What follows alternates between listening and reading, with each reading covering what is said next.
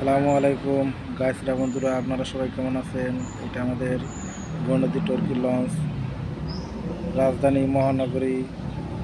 এইগুলো এই দুইটা লঞ্চই ছিল প্রথম থেকে। এখন আর সচরাচর লঞ্চ দেখা যায় না আমাদের পদ্মা সেতুতে হওয়াতে। একবারে গৌনদী লঞ্চ আর এখন আর আসে না। যাওয়া আসে, পানি বেশি হইলে আসে। একদম নদী মরে গেছে। আমাদের নদীর নাম আরিয়াল খাঁ নদী।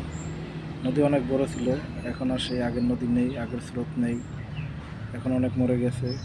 সেই নদীতে লঞ্চে যাওয়া আসা ঢাকাতে কত একটা আনন্দ, যা উপভোগ করা যে না করছে সে বুঝবে না এটার আসলে এত মজা, যা কল্পনার বাহিরে।